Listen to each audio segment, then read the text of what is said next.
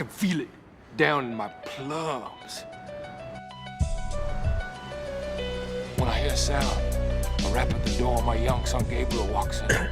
Welcome back to Let the Boys Watch, an entertainment podcast brought to you by Going Gray Productions. I want to be close. My name is Robbie. And on this week's episode, it was Oscar Week, Part 1. And the winner of Oscar Week, Part 1, was the 2024 dramedy, A Real Pain. A Real Pain was written and directed by Jesse Eisenberg. A Real Pain stars Kieran Culkin, Jesse Eisenberg, Will Sharpe, Daniel Oreskes, Liza Sadovy, Kurt Egyiawan, and Jennifer Grey. Sorry, Kurt. Alongside me is a man who stole my joke before we got on the air, but he's a real pain in my ass. That's the cuz. Cousin Benny, how you feeling? Doing good, but I got a real pain because I had a fantastic dinner tonight. I had a Shake Shack, probably the best dinner I had all week. Oh, what a burger. What a burger. Who doesn't like Shake Shack? Oh, wait, I know who doesn't like Shake Shack. The man I'm going to introduce right now, co-host, friend, and hater of the Shack. Ryan, how you feeling? I like Shake Shack. I just think it's overrated. Please, what's not to like? It's meat and cheese and buns. Come on. And it's a potato bun. Delicious. I know. Pickle cut. The shakes Pickle are cut. good. Listen, it's good. But I don't plan on sucking its dick anytime soon, okay? Oh, please. Robbie, how you feeling? Goodness gracious. Doing good. Had some hot chocolate. There we go. Had some cashews in my pocket and some Raisinets in my pocket. Are the Raisinets and cashews both in the same pocket or separate pockets? Same pocket. Nice. Because you never know when you're digging in there. You never know what you're going to get. A little surprise. I love it. Fantastic. So, like Robbie said, this is Let the Boys Watch. It is not a pocket snacks podcast, although maybe that's an idea for another day. We watch movies, typically ones that we have not seen or one or all of us haven't seen. And this week was, technically I saw it like a week ago, but I don't think that should count. We all haven't seen A Real Pain, and our fans voted on it on Instagram. So if you want to get involved in that, please follow us there. Get involved in the Friday votes. Comment on our fantastic social media person's pictures. And, I don't know, just say hi and give us some kudos or tell us we suck, whatever. I don't care. Also, if you want to skip all that, maybe you don't want to get involved in Meta, send us an email. Blame you. Google, are they better? Who knows? But send us an email, ltbwpodcast@gmail.com. And another Google product, Benny. Tell them where else they could do things. Yeah, our social media intern is working hard every week, and he's putting up videos on our YouTube page. Full episodes. You can follow us on YouTube at Let the Boys Watch. You can click the bell. You can subscribe so that shows up right in your home screen when you log on to YouTube anytime we release a new episode. So you don't got to go looking for us. Because I know if you search for Let the Boys Watch, you're going to find 15,000 clips of Will Ferrell. Probably should have thought it through a little bit before we named the podcast. But hey, we love a good joke. So follow us on YouTube, subscribe so we show up on your homepage. Yeah, please. And, give us in those comments, again, emails, Instagram, send us ideas for movies you'd like us to watch. Let us know what you thought about a previous episode. We got 100 of them now. Fantastic. Good for us. And I don't know. Yeah, just check in with us. We love it. We appreciate the support. And hello to all our European listeners. I see you. We acknowledge you. See you. Yeah. Tariffs are coming. Wake up. I was going to say, maybe we can get into a relationship with one of you so we have someplace to go. Yeah, that'd be nice. So we'll get into, we do regular segments on our movies, favorite characters, least favorite scenes. We'll play some games later.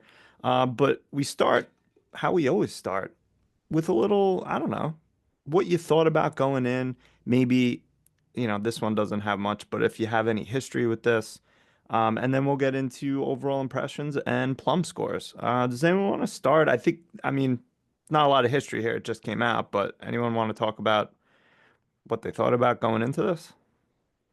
I didn't know too much about it, but as soon, seeing the ads for it and seeing who was involved in it, I was like, okay, this is probably something I'm gonna like. Heard that it had good buzz. Um, I saw Jesse Eisenberg walking down the street a couple weeks ago wearing the same hat he was in this movie. So I was like, I need to get involved with this one. I figured it was only going to be a matter of time that we watched this one. It was definitely something that I was interested in as well. So glad we got to watch it. I was pretty happy with any one of these four movies that won this week. But I think this was at the top of her list. So glad this is what won.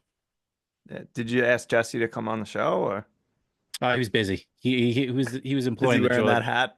Yeah, he was employing the George Costanza method of looking annoyed and walking fast.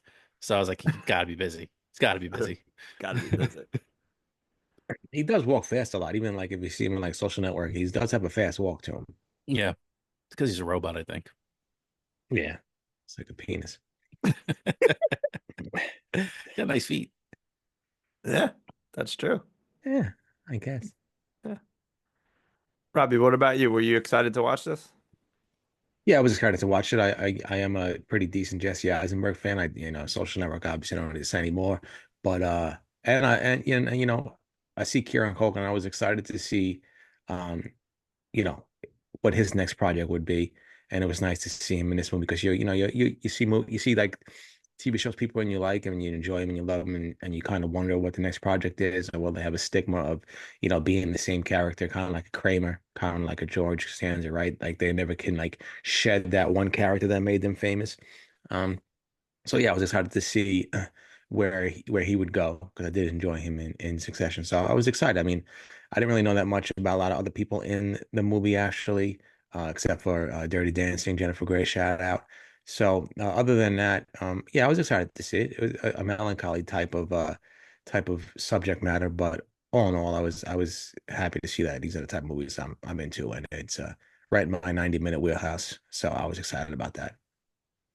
Yeah, same. I had no idea what this movie was about. I just heard Jesse Eisenberg and Kieran Culkin were in it, so I was like, yeah, I'm interested. We're always looking for something to watch in our uh 90-minute time frame after the kids go to bed and before we go to bed. So, yeah, we watched it like I said like a week ago or 2 weeks ago.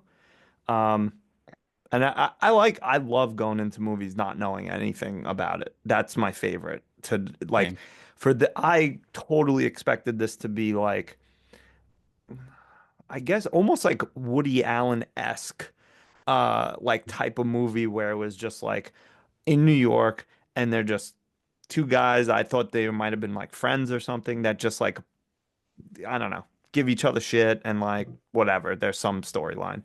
Yeah. So for this to be, about trying to reconnect with family and the Holocaust and all that kind of stuff, I was, pleasantly surprised. It was not what I was expecting. So yeah, Yeah, that was going to be one of the points I brought up. It was through all the, I guess, trailers, I don't know, or clips that I've seen.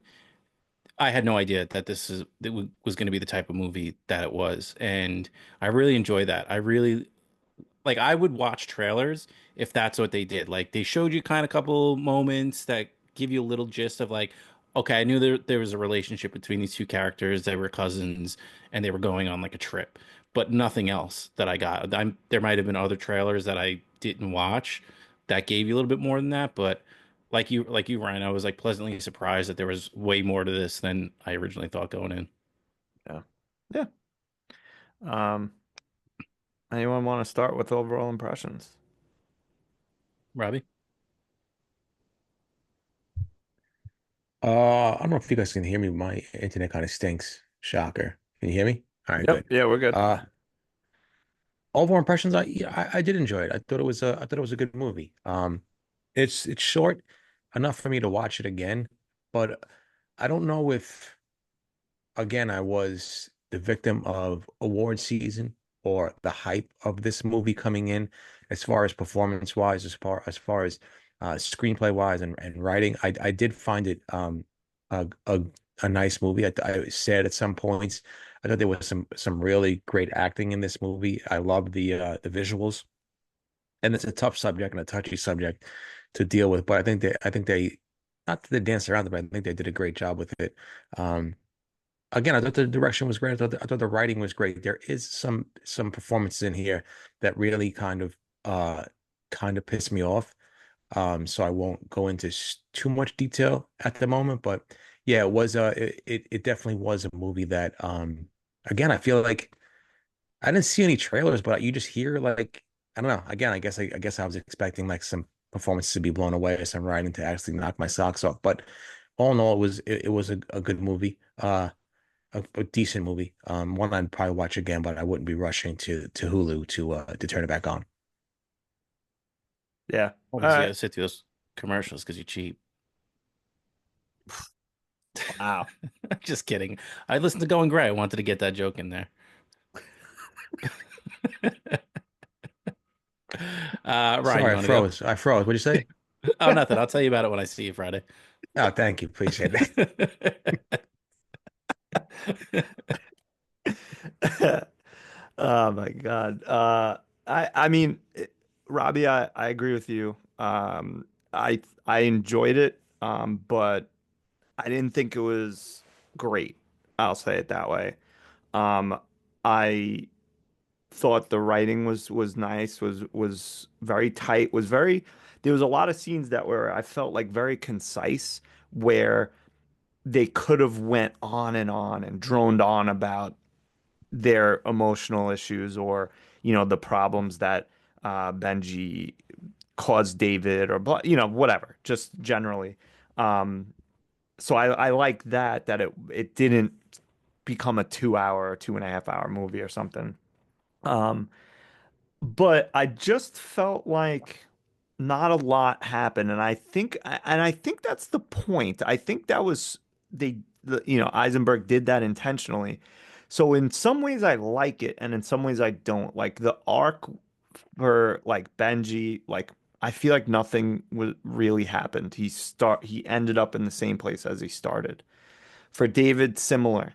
Um I think though that's more close to what would actually happen in real life than what would happen in movies, where, I mean, not a lot of growth happens. I mean, it was what, a week long trip? Like, you think people are going to completely change everything about their life? Probably not.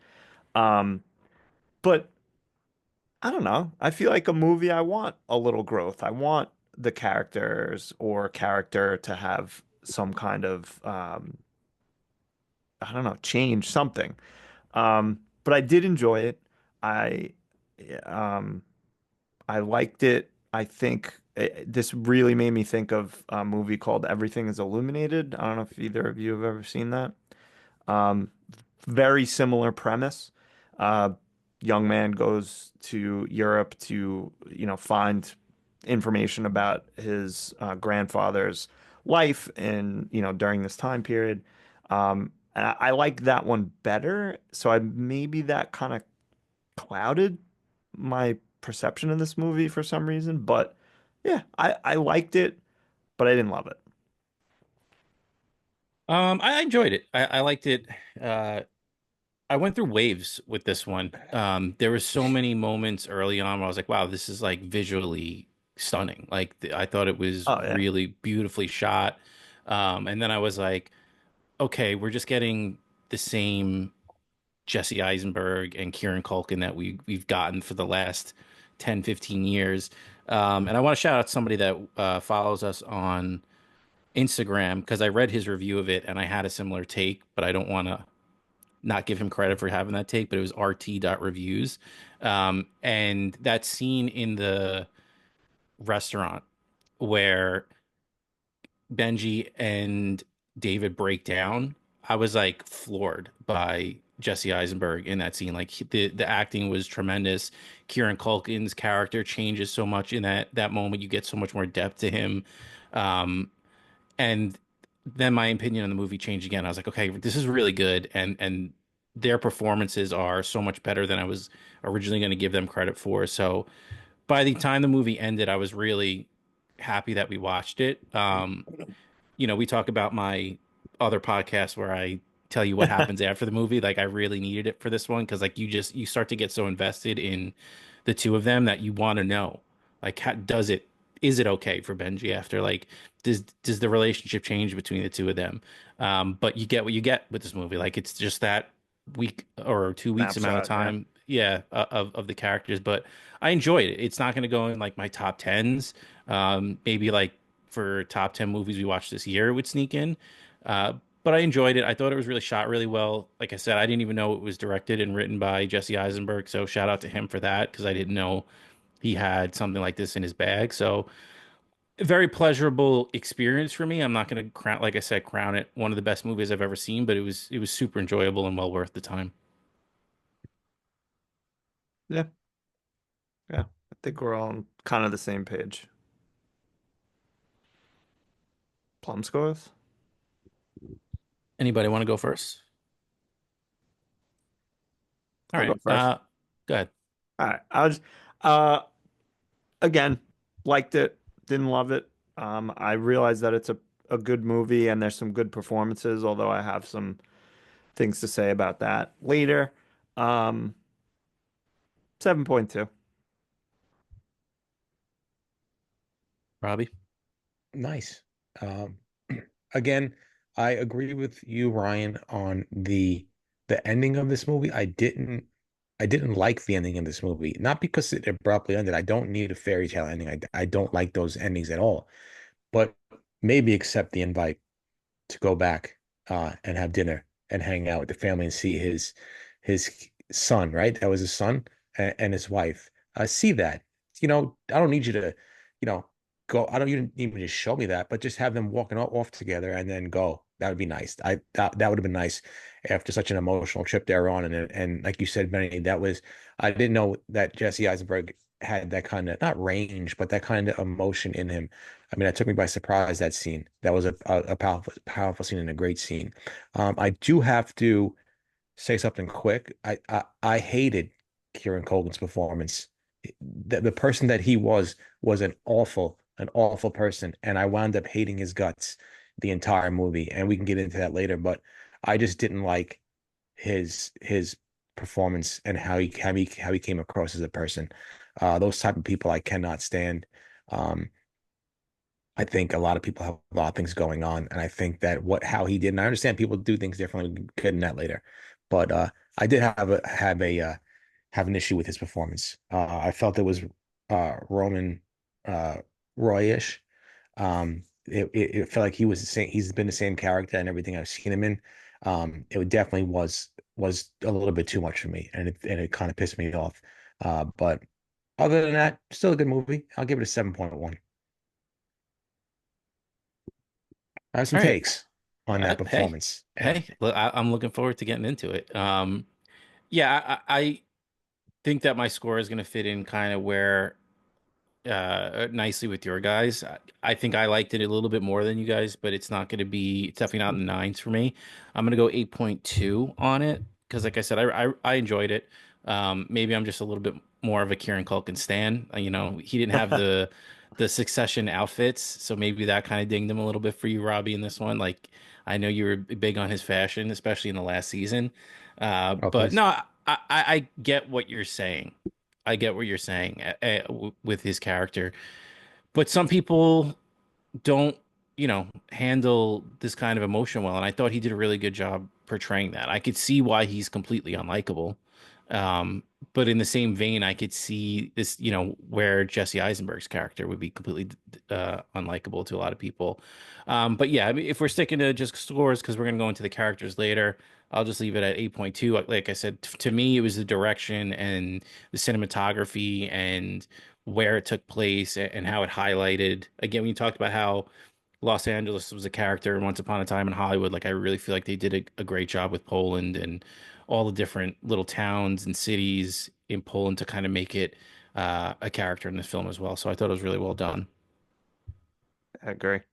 Um, I'm not, I think let's start with characters, but I don't think the conversation that I would also like to have, Robbie, about Kieran Culkin and his character Benji really like fits in to least favorite character. I don't think, unless you want to like put them in that way.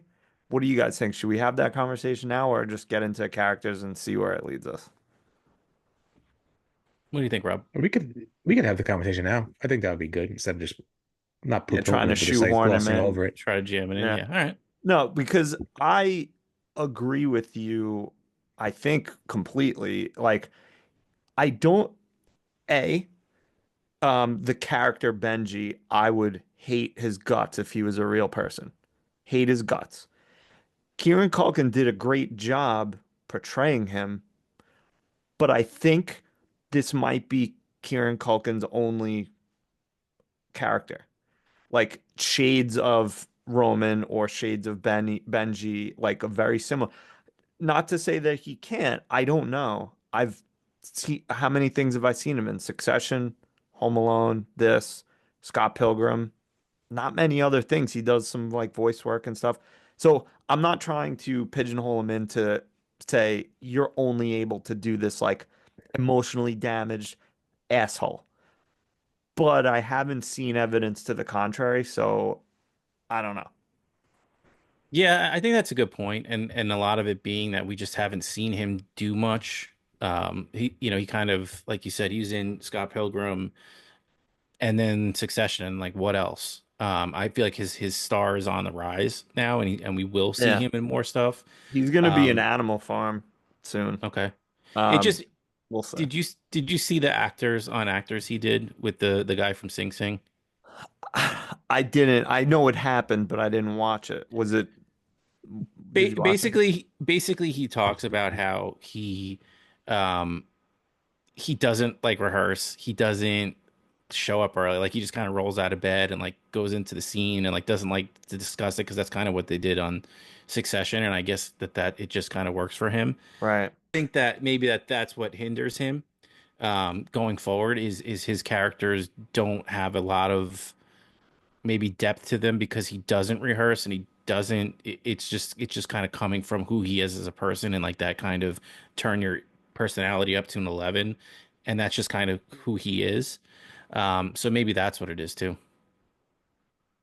I think because it's like I really wanted to see The Apprentice as well because I do love Sebastian Stan and please don't even get me started with Jeremy Strong. Yeah. But there's just like I haven't seen Jeremy Strong. I mean, and basically, I mean, comparing them is I don't think it's they're in the same level. But uh, I mean, Jeremy Strong in The Big Short, and then as Roman, I mean, as Kendall Roy, and then even the clips that I've watched as Roy Cohn. I mean, it's just night and day. Yeah. You don't even know. You get lost. Like it's almost like, and obviously he's a protege of Daniel Day-Lewis, so you kind of understand that.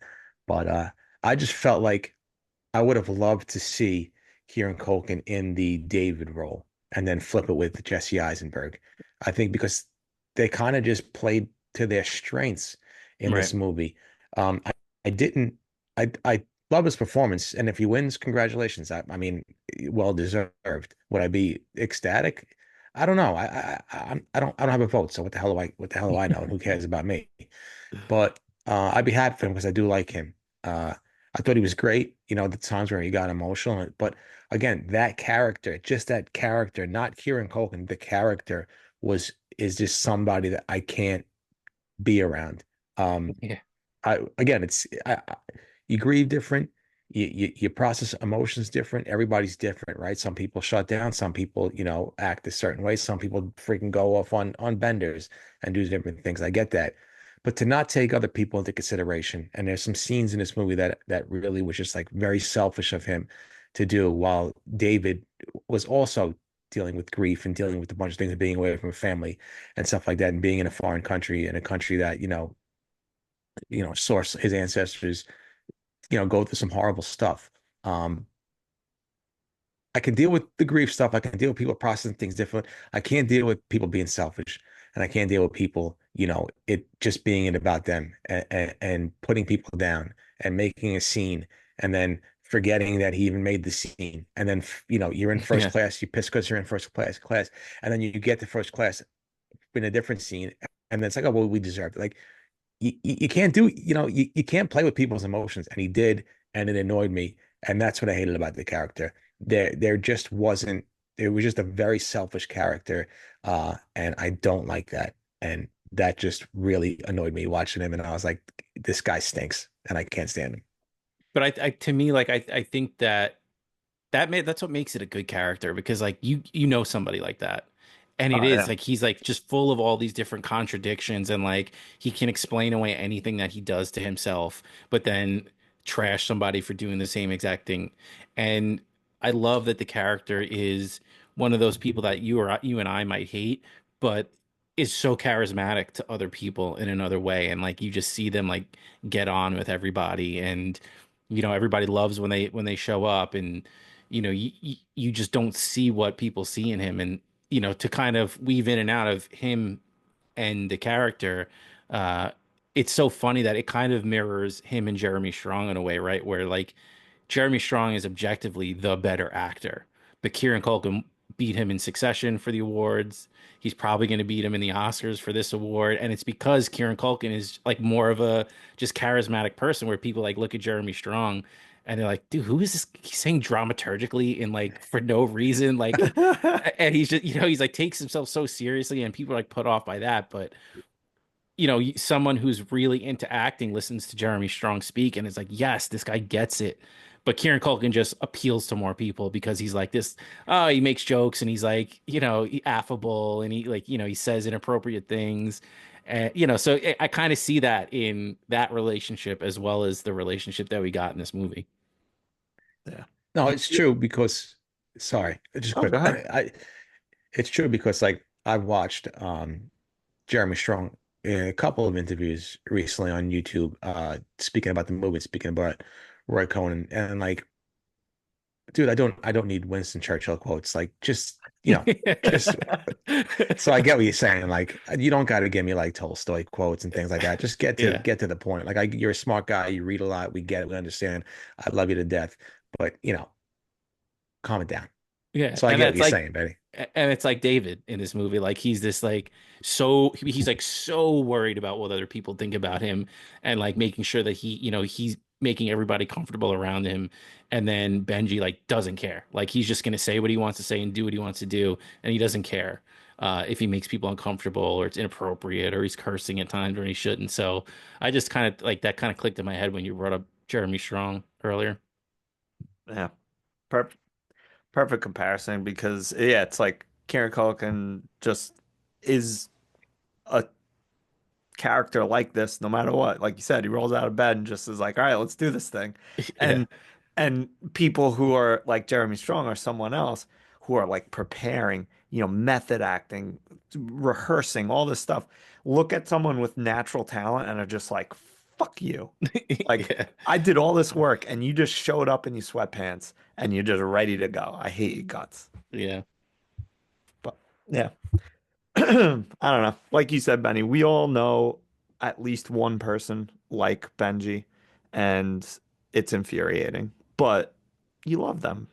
You do exactly, and that's the thing. There's always that like one thing that they do or they say, and you're like, "That's the person I That's my want you to." God. Yeah, that's the person I want you to be. I know it's in there, Yeah. and like you see David struggle with that so many times, and even the people that he just met for the first time, like yeah, he puts them off, but they see that like one thing in them that he connects with each of them, and that like that's just it. Like forever, they're gonna, he made that personal connection with them. So no matter what he does, they're always going to find an excuse to like forgive him or give him another chance or, Yeah. kind of let things slide. It's crazy. I think too many people let too many things slide, True. I mean, it's true. but whatever. Big facts. Big facts. All right. Let's start with favorite characters. Does anyone want to go first? Go ahead. Someone take it, All Go right. ahead, please. Ryan. Go ahead. All right. I'll go David. Um, I think yes, we kind of spoke about it a little bit. Like he has his own issues, um, but he kind of reminded me of myself a little bit in that like not completely, but like just the life that he seems like he's leading, where it's like you kind of you're bringing your world in closer and it's smaller. And yeah, there's still people in your orbit that like you love and you care about, but like he's not reaching out to Benji because of something, and it's this, suicide attempt. And he probably does that with other people. Um, but I really liked his performance. I probably would have been more assertive with Benji, personally, but I think he did great, and he has nice feet. So how could you hate that? Pick. I mean, I'll go next and I'll just take him because I don't think Robbie's going to take him. I'll take Kieran Culkin as Benji. I mean, for a lot of the things that I kind of pointed out, where, uh, like the character just felt real.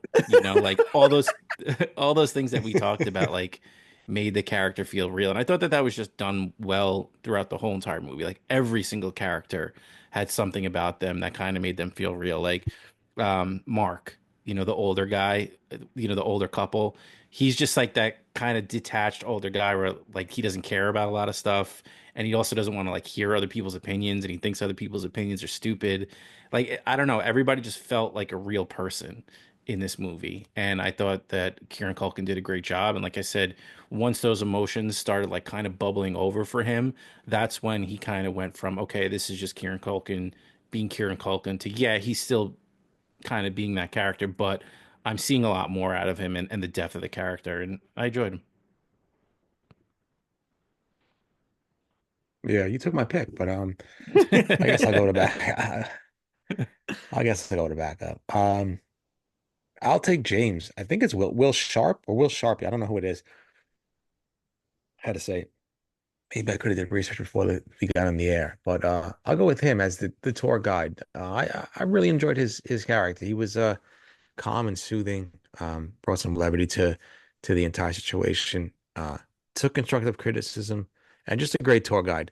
I mean, you can get those tour guides who are kind of annoying and know it all, and he seemed to understand the situation that was going on and what he was kind of, no, I guess portraying to the people on this little trip with each other. I thought he was great in this movie, and yeah, he definitely had a nice little tone about him, and definitely a different change of pace between David and Benji. So yeah, I enjoyed his performance. It really was soothing, as they say. It made me want to go on a tour. Like watching him, I was like, man, be nice. Go on a tour. Should do Yeah. that. And then I'm not 15 gonna. minutes in, you'd be like, yeah, this stinks. Yeah, this is stupid. What's wrong with you? Actually, I want to go over there. Yeah. Why can't I go over there? Uh, Uh, Ani Menches. yeah. What do you guys got? Anything? I got one. Uh, Um, Elogy? that was gonna be mine. Yeah, go Just ahead. because no, no, no. We'll do it together. How about that? Um, Already? Because Elogy. he's Elogy, because um, no, because I think it's because I hyper focused on him because I was trying to figure out who he was for like the first 15 minutes. I'm me like, why too. is he so familiar? So I was like thinking about him a lot. Um, but I enjoyed his performance. I loved his story. Again, like another just kind of a cool way to like make this guy real. Like he's a House of the Dragon. yeah, yeah. Survivor of the Rwandan genocide, and then that's why he wants to get involved with Judaism. So just like a cool story. Robbie, pick it up from where I'm leaving it off here. I'll leave kind of some more stuff about his character for you to kind of to take. No, I totally forgot that was the Maester from House of the Yeah. Dragon.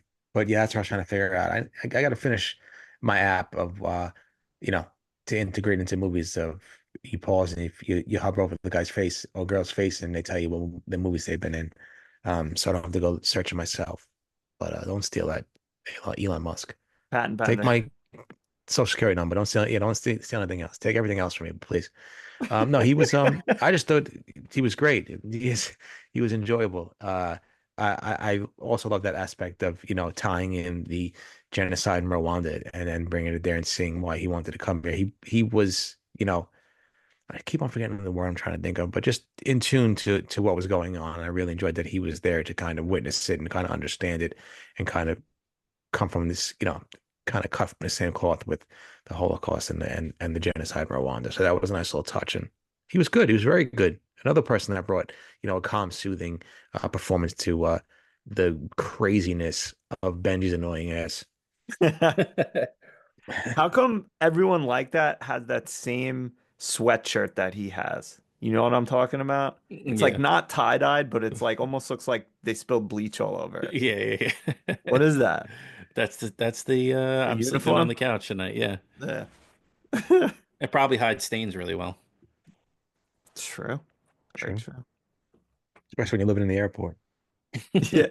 Do you think he was living in there? I thought so. He was definitely Maybe. taking a little staycation. I like to people watch. Okay. Any other Ani mentions for favorite? Do you have one, right? No, just I one. think we covered them all. Everyone else was.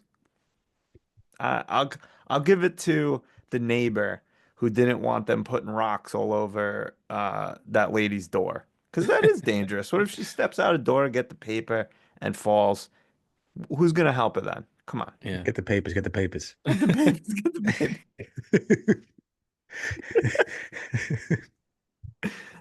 I'm gonna get the papers, get the papers. Ah, my ankle. Some That's it. fucking asshole left rocks out here. Some neurotic, fucking selfish bastard, narcissist piece of shit left his fucking rocks out here. Yeah, this is my house now. Leave a But I have rock. to agree.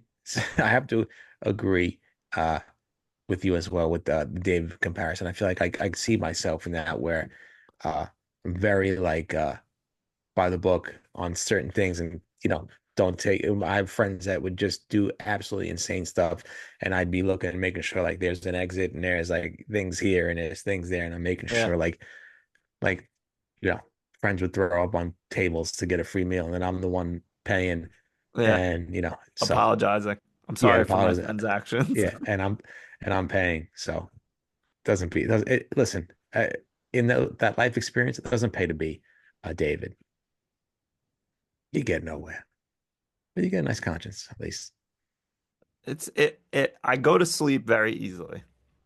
Yeah. And that's a good thing. Yeah. Um, all right. Least favorite characters. Robbie. First Oh, pick. please forget about it. Benji, can't stand him. Ugh. Great performance, really, really good performance. Again, it's not the charismatic part. That's cool and all. I get it. It's the selfishness part. Um, I don't like that. I really don't. Especially when you're around other people. The world does not revolve around you. And I felt like that was like who he was. I understand, like, yeah, please forget about it. He tried to kill himself. I'm sure he's grieving differently. He's probably not at a stage where he wants to be in his life, and things haven't maybe worked out for him. I get that, but that's a lot of people. A lot of people handle it differently. A lot of people still wake up every single day and have to go to work and do this and do that, and they're not where they want to be. It just to it's not that I hated his performance. It's I hated who he was. Um, it just wasn't somebody that I can really be around for an extended period of time. Not that I wouldn't be there for him in if there was something wrong with them in trouble, but the consistency of showing who you are time and time again is something I can't be around. And that's what I feel like I feel like I couldn't be on vacation with him for a week. I'd go to jail Yeah. in Warsaw. I'd be like, lock Oh me yeah. up. I don't want to go anywhere. Please send me away. Send me to the gulags. I'm gone. The second that he was like, I want to take a shower, and Kieran Culkin just went in before him, I would have ran in there and fucking ripped him out and taken a shower. Like, come on I now. was so I I was literally I was infuriated when he purposely didn't wake him up and they didn't get off the Right? train. That fucking and then That he was, just his actions after that, I was like, I hate you. I yeah. hate you guts. Hey, what's the big deal? We'll figure it out. And I mean, they did, but that's what keeps feeding this motherfucker every time because things keep working out according to him. That's what pissed me off too. Like, how dare you throw a scene about the first class ticket? Everybody nobody thinks that it's a bad thing. Like they're just there. Like they understand the levity of the situation and what happened 100 years ago. So they can't sit in first class. And it just that's what I'm saying. Like that infuriates me. That drives me mad. Yeah. And those type of people, like that, he makes a scene. If you really feel like a piece of shit because you're in first class, when you feel like because of the type of trip you're on, you need to suffer for some reason because of your grief, fine.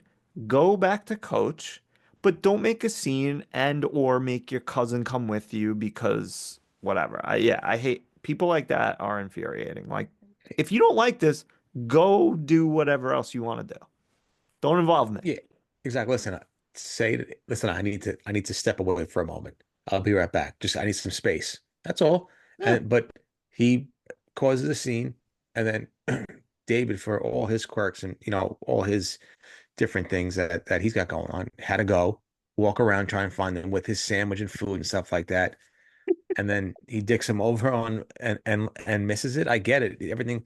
That's what I'm saying. Like you said, everything works out for those type of people, right? Nothing, it just only when they want to be a certain way or they want to feel a certain way. It just too many people I've known in my life like that, and people I do not want to associate with anymore. Agree. Devil's advocate on the way he acts. It those are some traits that I wish I had a little bit sometimes, where it's just like I could just say, I don't want the selfishness, I just want the like F it. We missed the stop. We'll get back. I mean, we're on a straight line. We'll just get back on the train going the other way. Like, and it's almost like, oh, this, loosen up. We'll figure it out. Like, I kind of wish that I had that in me. Like, there are those parts of Benji that I wish I had. Definitely not. I don't necessarily think having those qualities makes you have to be that way, the way he is, selfishly and kind of self-centered. But there are parts of that character which seem cool and like, he doesn't care about the way he comes off or this, that, and the other thing. Definitely to the extreme with him. But there are definitely some characteristics in there that I like you guys wish you had with David. Like I kind of wish I had on Benji's side, where it was just not so uptight all the time and could, be a little bit more free flowing. Yeah, but I think I may be reading too much into it, but I think that whole thing was concocted by him to sabotage his cousin, to piss him off. He could have easily woken him up and just got off at the stop, but he's just like, fuck it, I'm gonna fuck with him. And then, yeah, we'll figure it out probably. I don't know, whatever. But Again, I devil's don't like advocate, and that. I'm not saying that this was entirely his plan, but like once they did, they ran that whole scheme of like going on the free train ride. Like you see David like enjoying himself a little bit, He's and I trying to don't break necessarily. him out. Yeah. Yeah, like I don't necessarily think that was the evil plan of Benji, but like it just kind of shows you, if you do kind of like let your inhibitions go a little bit, like I don't know, maybe you'll have a story that you're gonna tell forever, or you're gonna run into this experience that you never would have normally. Yeah. I mean, some of the words I used made it seem like he was like trying to like fuck with Sabotage. him, Yeah, yeah. sabotage. Yeah, but I mean sabotage to do exactly what you said, to like break him out of his shell, like and that's the type I hate fucking people like that where it's like I'm standing there just minding my own business and they're like, hey, like live, enjoy life and blah blah. I'm just like, fuck you. Let me just be here. Wake me up for the train stop. Like we don't need to. Not everything needs to be an experience, but I understand the potential positives of that. You might have a Yeah. good story, blah, etc. So I don't know. I don't I would be disagree. annoyed. It's just my devil's advocate No, take on it. I know. I don't because I'm super kicking one of you if I miss my train. I'm right off the 100%. ledge. Yeah. Oh yeah. Like, What an asshole. It's Um, like when you go away on a trip for somebody's wedding and they just completely, leave you behind. yeah, did that so many times to him in the Philippines, just left them to Oh yeah, rot. let me go down and get a mango shake. While my cousin's in the room doing push-ups. You wish. I'm gonna give you. I'll give you a quick hitter on my least favorite character because we spent a lot of time on that one to keep it moving. Give me Jacob Prusky as the son in this situation where they left the rocks. There was just like no emotion. I mean, I kind of get it, like it's that lost in translation thing, but he's like, "Oh, your family lived here? Oh, cool, cool." And it just made that scene kind of awkward. And I get it, it kind of is, but I don't know. I was just like, "Come on, show him some." Like they came all this way, they found this house. Like, oh, Yeah, give him something. yeah. Let him Yeah, put it to the side. yeah. Um, my least favorite character for it's a first in Let the Boys Watch history is the same as my favorite character, David, because grow a pair of balls and tell your cousin to stop fucking around. I like that. Hey, I like that. It's within the rules. Yeah, Yeah, it's your show. we make the rules. And there's always a first on Let the Boys Watch. Follow on YouTube. Please. I think I just invented this saying, but no rules, just right. I love it. Well, I I love got I it. got one for you, and it kind of applies to this. Poland, when you're here, your family. Oh my God. There you Forget about go. it, please. There you Please. go. Um, any I got honey one for mentions? you. I Oh, got go one ahead. for you. It's like kind of when Benji doesn't, stop fucking around. I say, fool me once, shame on you. Fool me twice. You can't get fooled again. Simple at times. Simple at times. Tell me about it. Uh, any honey mentions, or should we move on? Such a small Nothing for cast. me. Yeah. Yeah, small cast. All right. Let's go. That's same thing. Favorite scenes. You want to keep the draft order going? Robbie, Sure. start us off. Yeah, why not? Sure. Sure. Sure. Sure.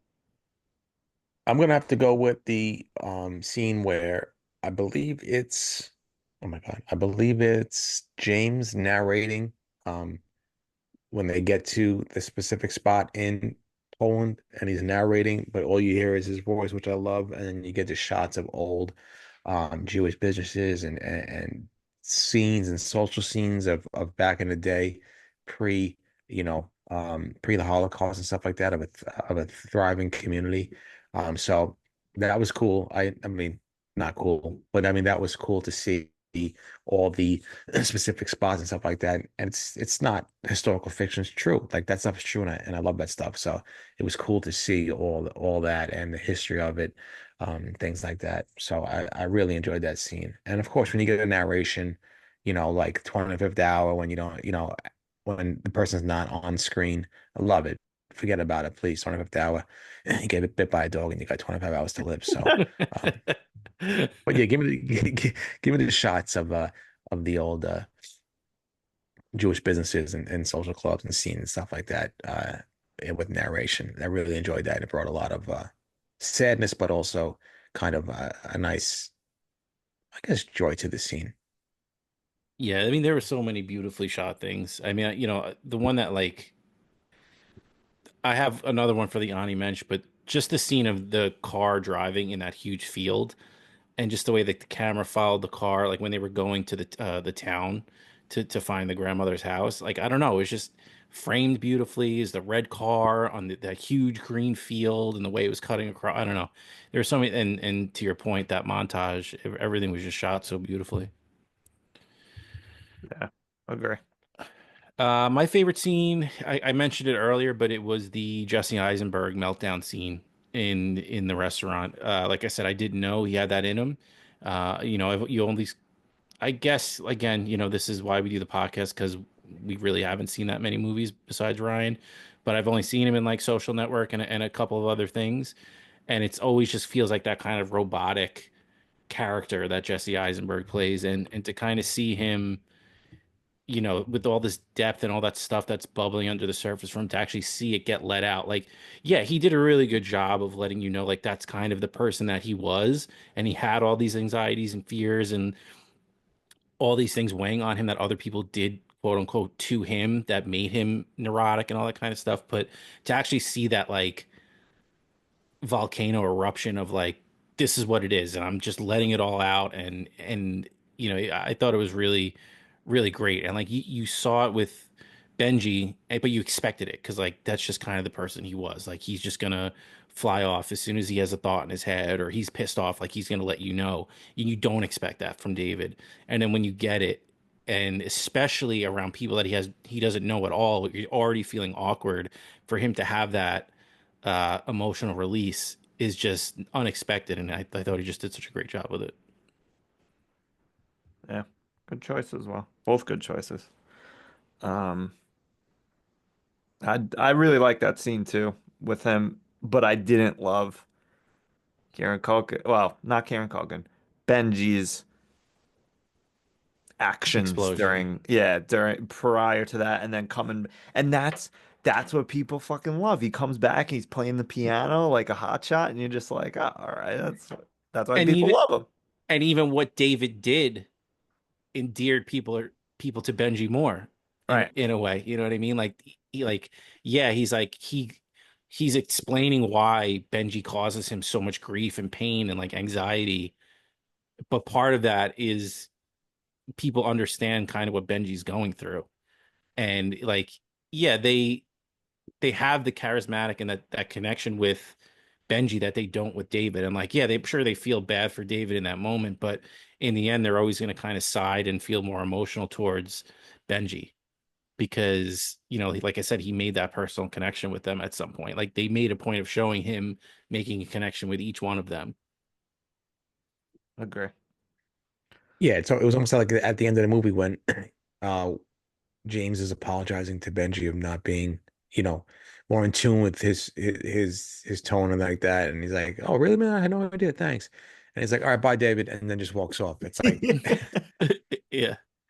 I don't know. No, that's good. Um, all right. My favorite scene is similar to your favorite scene, Robbie.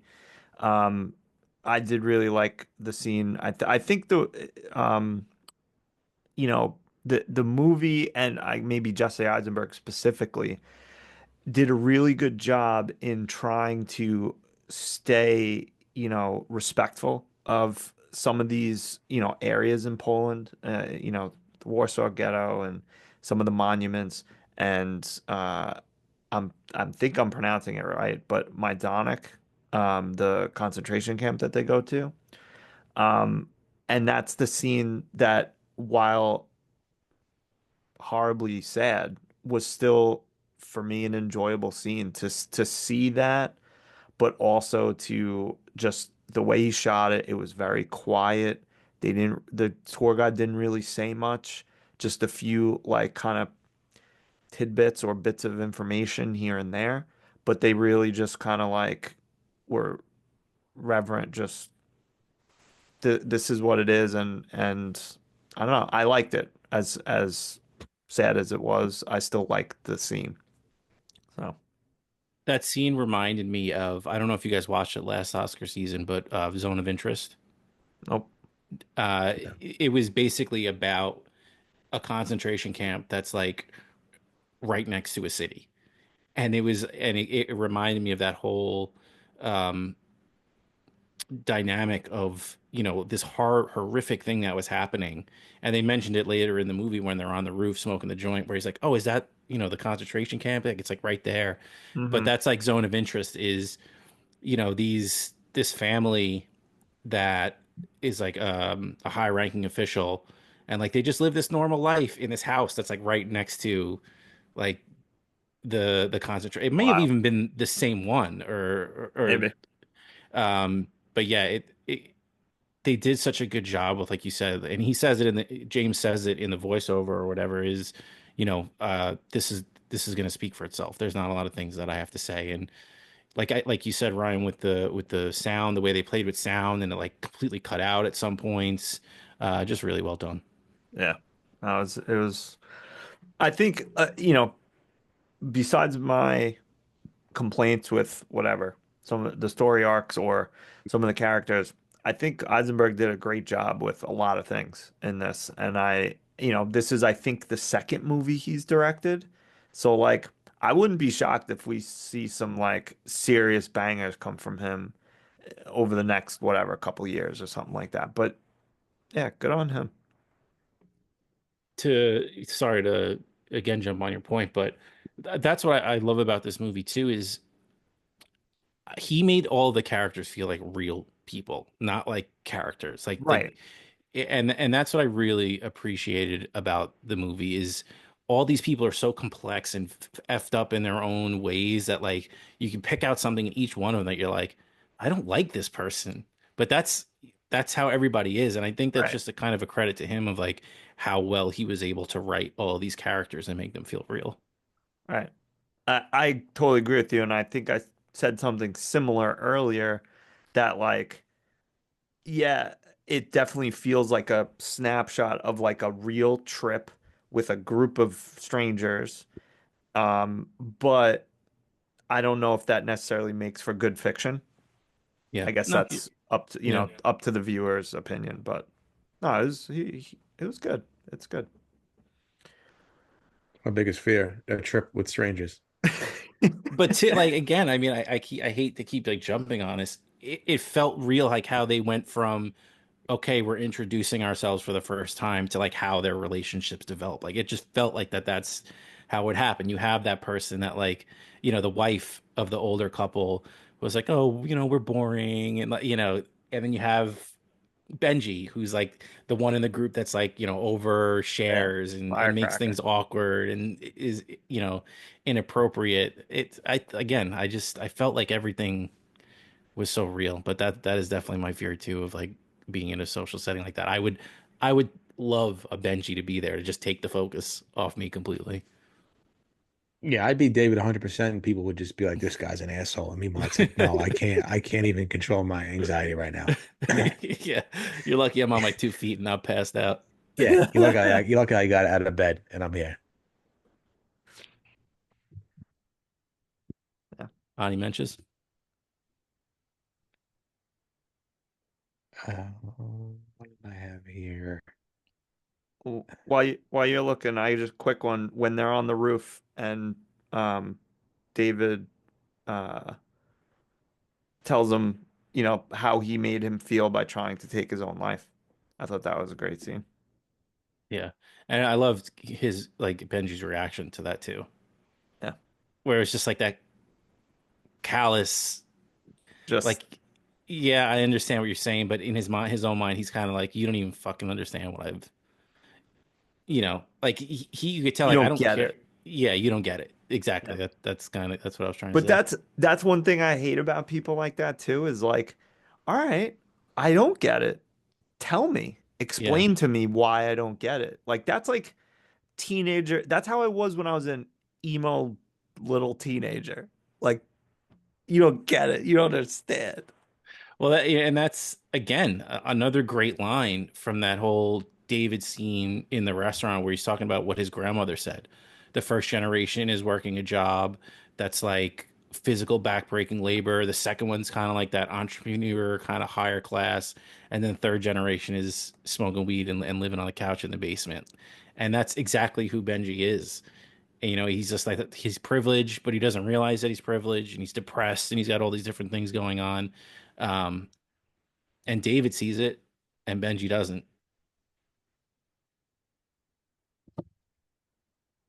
But I bet Benji would say, well, David's just sheltered in his own life and is not living life to the fullest. And it's like, Yeah, he doesn't understand. maybe. Whatever. Sorry, Robbie, what did you have? No, I had the rooftop scene as well. That was a good Sorry. scene.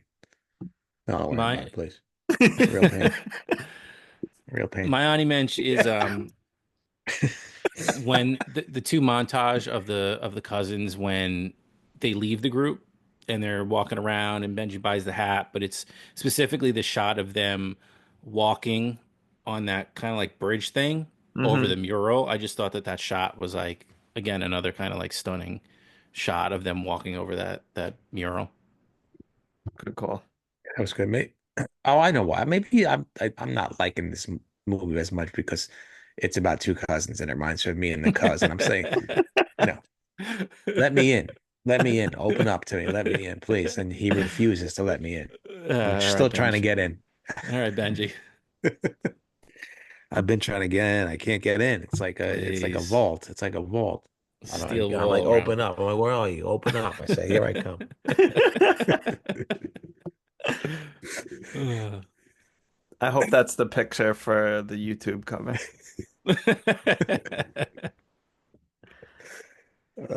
I'll take it. I'll take it. Least favorite, unless there's any other Ani matches. Okay. I got nothing. All right. Oh, I go first, right? Yep.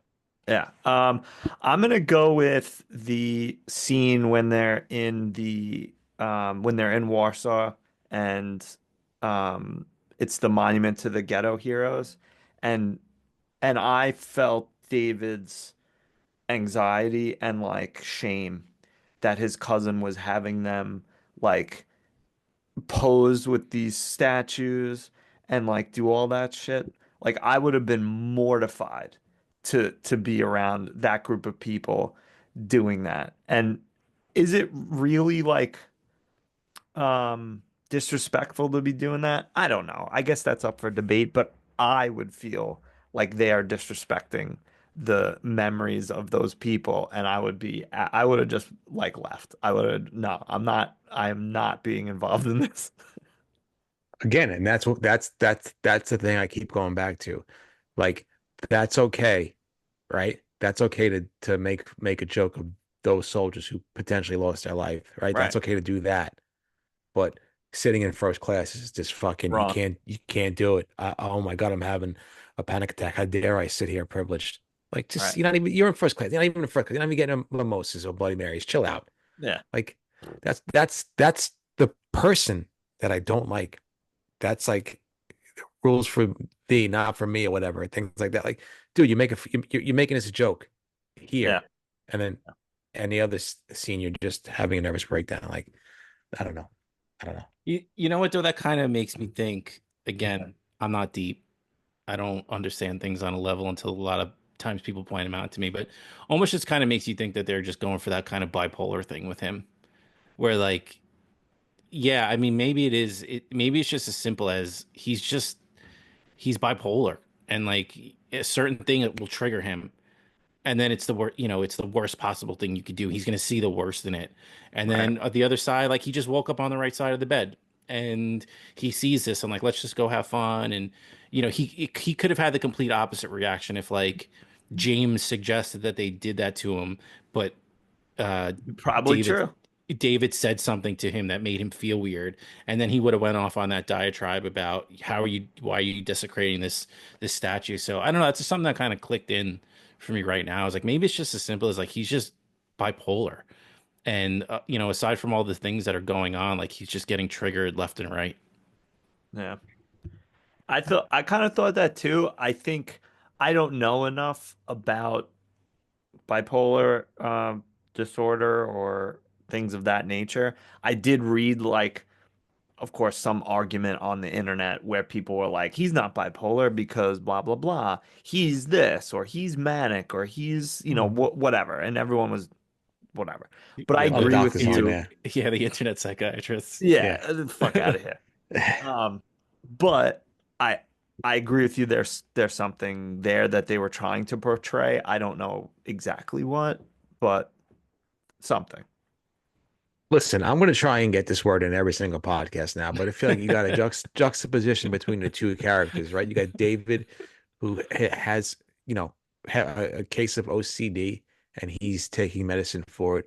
Whereas you think, obviously I put my doctor hat on, my psychiatrist hat on, but you think, like Benny said, like potentially maybe, Benji might need some help in the medication, with some medication to kind of his manic or his bipolarness, whatever he has. So it is like a juxtaposition between those two characters where one's freewheeling and dealing, but also can have super, super highs and extreme lows. And you saw that throughout the movie, whereas David just And kind of flatlines.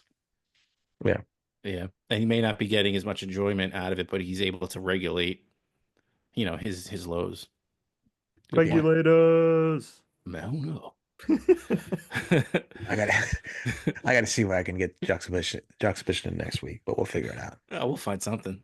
I So you believe in you. You subscribe. can do it. Uh, crap. I have my least favorite scene now. I'm drawing a blank. Oh, okay, yeah. It was giving my least favorite character coming back in, ruining that emotional scene between David and Benji at the grandmother's house by being the worst interpreter of all time. He doesn't even explain to the father like why they're there. He's just like, "Oh, cool. Yeah, your family. Okay, okay." But he thinks the Rocks are gonna make a trip. Like, explain to the father why they're there. Like, they could add a moment. Maybe they said, "Oh, you know what? I remember when I was a little boy. I remember your grandmother.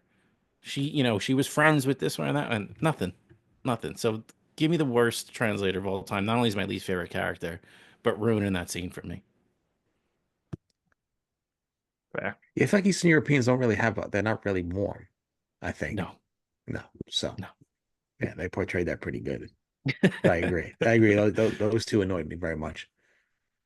It's an emotional scene, but um, yeah, yes. So, I think everybody knows my least favorite scene. It's the being left, not waking up David on the train. That infuriated me. I think that's one of the worst scenes I've ever watched in movie history. As far as like how the way it triggered me inside. Um, because again, I feel like I'm not a perfect person, right? I'm annoying. I can do stupid stuff and be spiteful and all this and that. But there's one thing I won't do, and that's that. I feel like I get mad at things because I feel like if I'm not going to do something like that, why would somebody else do something like that? But that's not the way the world works, and that's not the way people think. And that just infuriated me because I know how I would be in that situation, and I probably wouldn't talk to Benji for at least 10 to 12 hours after that, minimum 12 hours. I mean, Uh, I was going to you say 10 to 12 months. okay, all right, you're right, you're right. I'm sorry, at least a year, minimum a year, even if he did apologize to me. So, yeah, no, you're right. So yeah, I forgot. 10 months is, I mean, 10 hours 10, is, 10 with good like, behavior. yeah. Sorry, that's a lie. It's 10 months. You're right. 10 to 12. So yeah. I don't know. Just something triggered me inside my body and it sent me to the deep end. That behavior just really was too much for me. Fair point. Because it's Like, it's either not even, he specifically did that to fuck with him, or he's a goddamn child who would be like, "Oh, you looked like you were sleepy, and I just wanted to let you sleep." Like, there's no It's good this explanation for that. and it's the same thing when he comes back to the hotel room and then he goes out and David's a nervous wreck, not knowing where he is. He's not answering his fucking phone call. That's another thing. Yeah. Like, answer your phone, dude. Like, and then like he goes upstairs and he goes, "Oh, where were you? We were waiting for you. You're tired." It's like, "Hey, asshole, that I've was been the thinking most about you all sinister. night." That was the most sinister move of the whole thing. Is that, oh, hey, where you been? Like, Oh, why Yeah, didn't you wake up if it was so like casual? Like, why didn't you stop by the come room? get me. Yeah. Yeah. How'd you get all your shit? You're yeah. ready to go. You have your backpack and everything. Like, you couldn't have said something. That Or called exactly. the room. That's the same thing. Like, that's the same behavior as the train. Like, either you're just oblivious to other people or you're doing it on spite to get a rise out of somebody. Yeah. Yeah. Especially well, I mean, I guess he didn't know how emotional David got at the restaurant, but he did know he left the restaurant Yeah.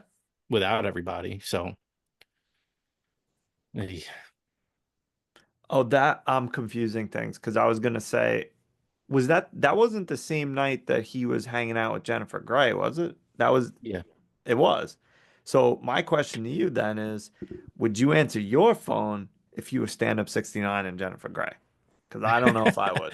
But you also know that Benji was like acceptable, but you also know in the beginning of the movie, Benji was ignoring all of his phone calls going to the airport. Ah, you And know, it's not like I was on my way to the airport, I didn't have service, I was in the subway, blah blah blah. he Blah. just Like, he was sitting in the airport and David was called him 50 times. I don't think I don't think his phone works. That's possible. because probably for non-payment is my guess, but he called him a million times, never picked up, and he borrowed his phone because his To play phone music. doesn't play music. Okay. True. Good point. Good catch, Columbo. Yeah, that was good. And one more thing. That's what was I gonna say? I forgot. Yeah, that was I'm sure they had a time in their life though, and that night, him and Jennifer Grey, that would have been nice. But the thing that Please. what the thing that annoyed me, I guess, because it kind of triggered me is like when you go like and you call somebody and you say, "Hey, I'm buzzing your apartment, like I'm buzzing your apartment number. Like, can you let me in?" And then that person says, "No, you didn't." And I'm like, I'm buzzing that apartment number. And I'm sitting out there. It's humid. It's hot. It's a hot day. You just traveled about an hour and a half. Took a couple of trains. Went the wrong direction. You go into Manhattan. You shouldn't be going to Manhattan. You should be going somewhere else. So that kind of triggered me as well.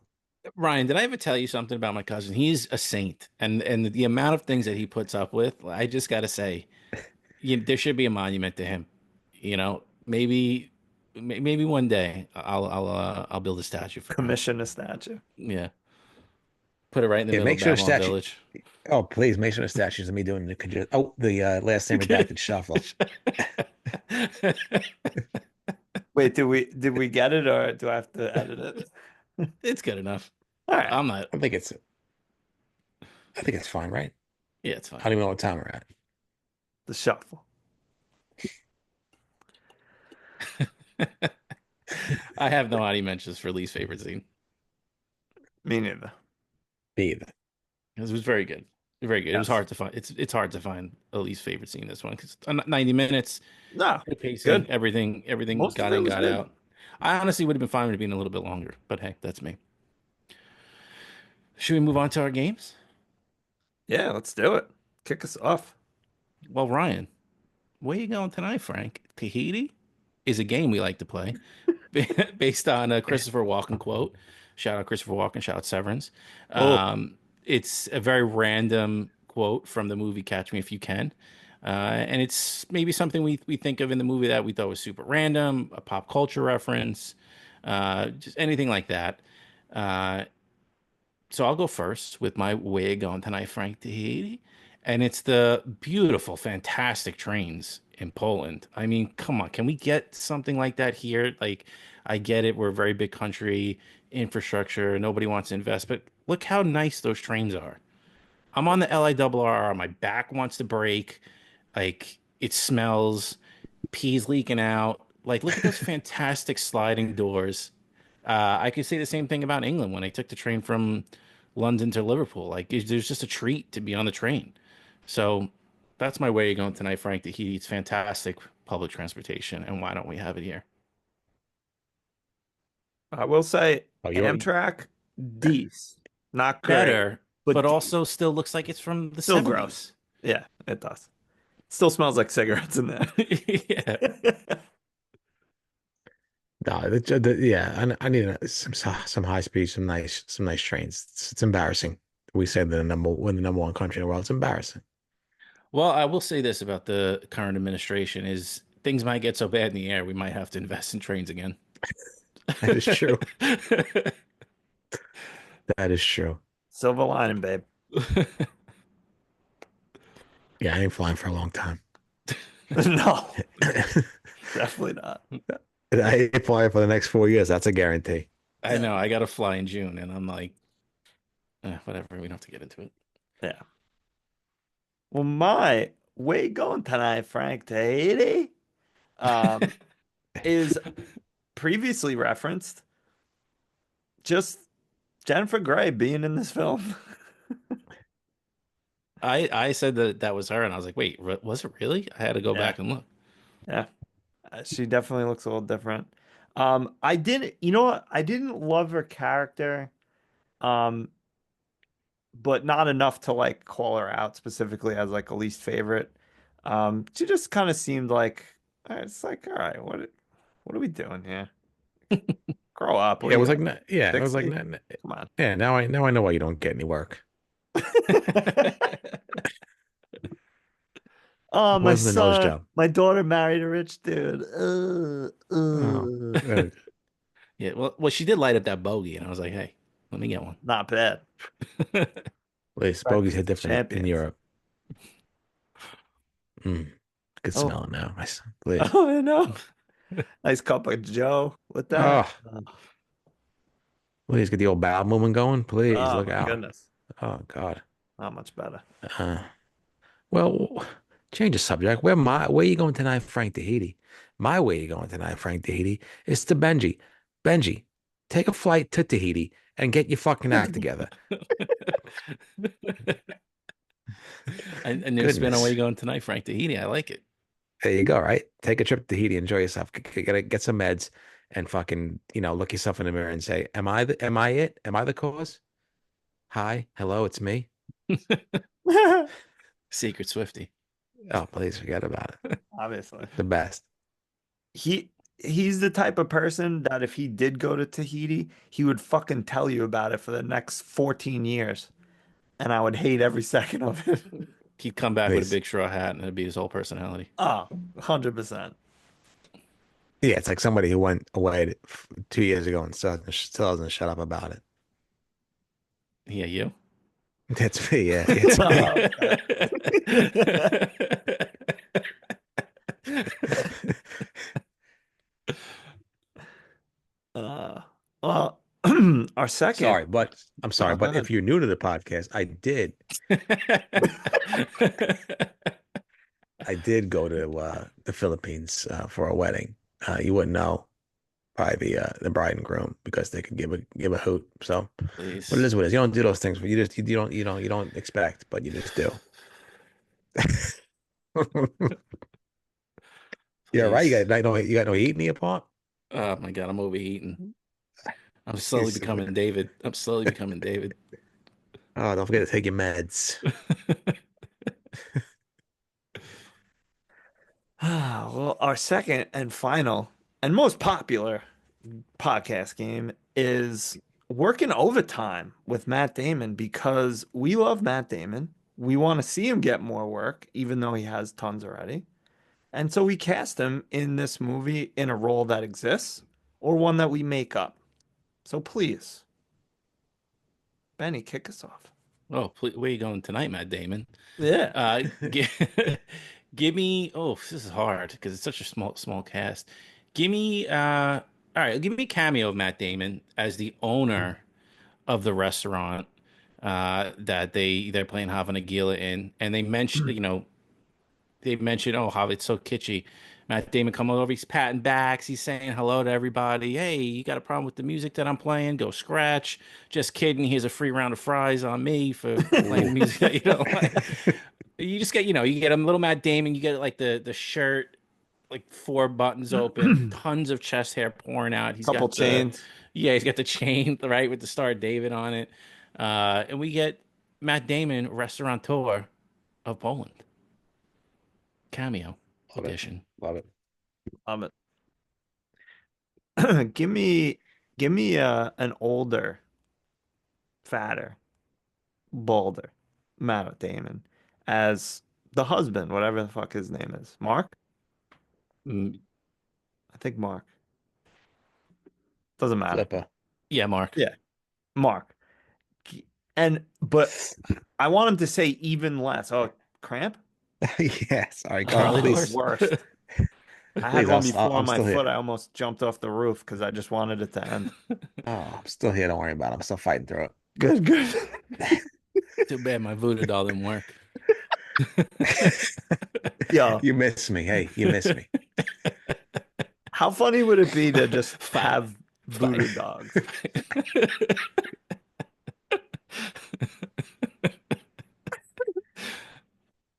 Like my pride, you can't catch me. You can't catch me. But seriously, how funny would it be to just have voodoo dolls of random friends and like mistakenly bring it out or something?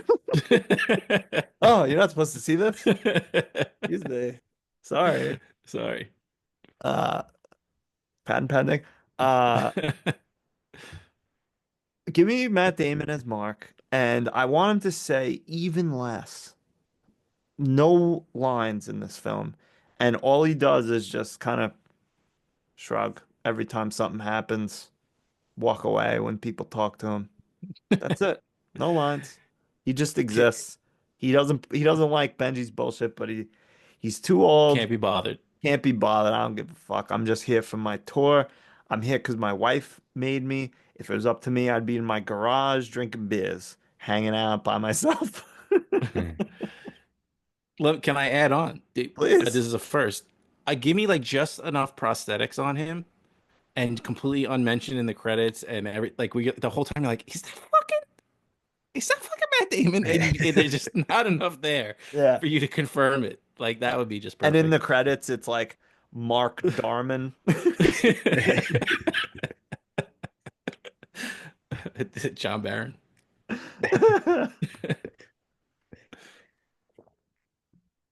Robbie.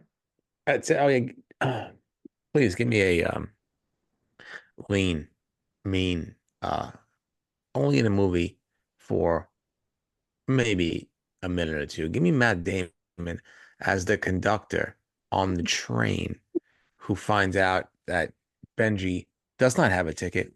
And instead of throwing him off the train, he fucking snaps Benji's neck and kills him right then and there. So we don't got to deal with Benji and his neuroticism. And it turns into a horror movie. And now Matt Damon's on the scene and on the chase. And we got to figure out where he's going. But yeah, give me Matt Damon as the conductor who snaps Benji's neck when he finds out that he doesn't have a train ticket. And he just purposely left David sleeping on the train before. So yeah, give me Matt Damon as a serial killer who knocks Benji completely out. Love it. Bullet Train too. Gives him the old Indiana Jones no ticket Oh. and just jumps off. I told you I saw the first Bullet Train, right? Yeah, You I heard did? you watch it like 3 or 4 times. Yeah. On an airplane, 17 hour, right? yeah, 17-hour Bullet Train on loop. For the cuz. That was for the cuz. Hey, well, I mean, who's better than you? How could I ever repay you? You haven't yet.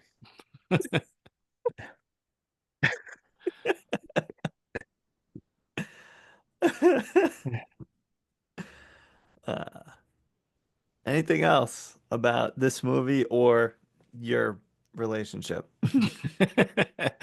It's non-existent. It's non-existent. It's over. So, I wish you would slap you right across the face.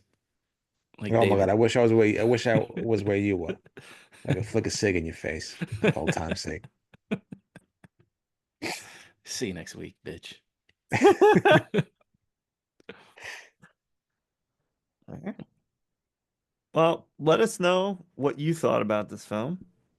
What did we miss something? Do you like Benji? I mean, you're crazy if you do, but tell us why. So send us an email, send us a message on one of the things, comment below, subscribe, follow, rate. We love you. Robbie, tell him good night. Good night, Benji. Good night. Bye-bye, Benji. My wife said, no, Gabriel, leave. I said, See you no. later. Let the boy walk. Put him in the fucking bathroom. Let the boy Lock the watch. door. He needs to learn the way I learned from my father. The way he learned from his father. Let